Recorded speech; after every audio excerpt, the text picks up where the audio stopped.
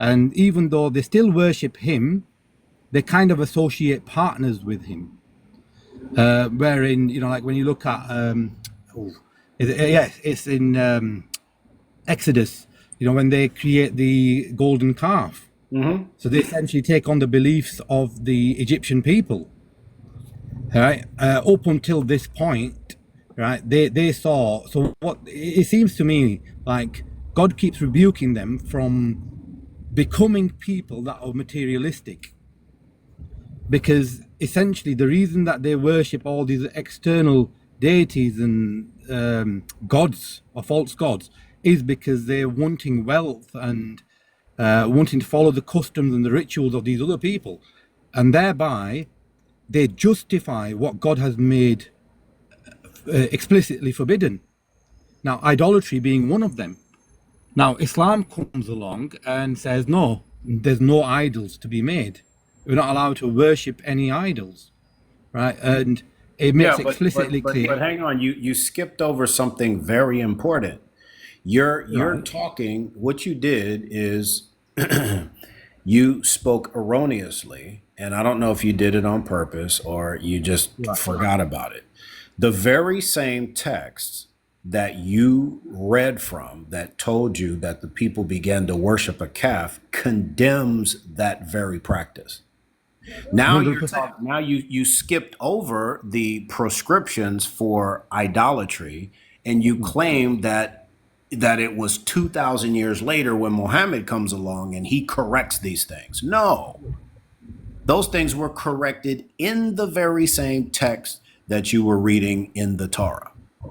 Right. So let's just... The people are literally condemned. Many thousands, 3,000 lost their lives. Excellent. Right. So you're saying that as soon as idolatry appeared, that God instantly rebuked them, and then you said you were reading. You said you were reading the Torah, so you read Exodus, yes. Right? So yes. So what I'm saying is you're being dishonest about what you read. Like it took for Muhammad to come along to correct such idolatry. Yes. No, Moses corrected that idolatry quick. Right. Yeah.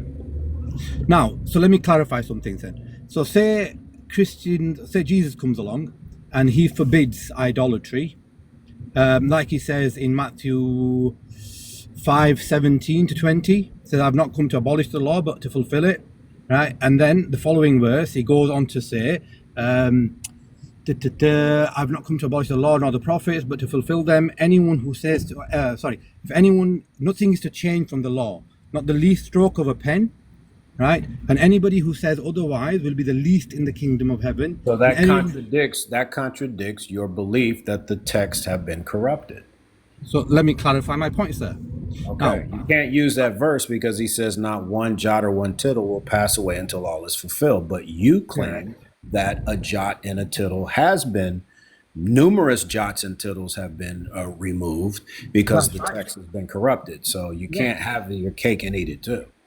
Correct, sir. So my point being, right, even though he said these things, right, the majority of the Christian world has adopted a form of idolatry.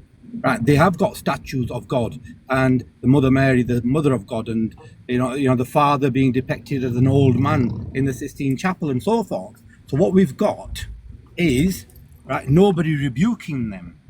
So these things, these doctrines, if they had started taking hold, would God, being just and fair, not send another prophet to admonish these people, to say, look, you've transgressed?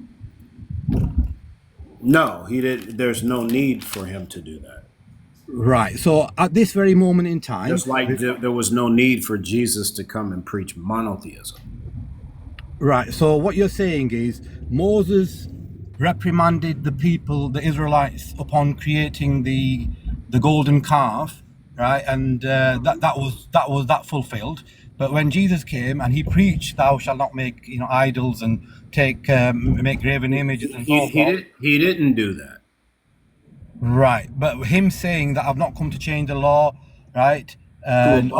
He came to fulfill, which he did fulfill according to Luke chapter 24, verse 44.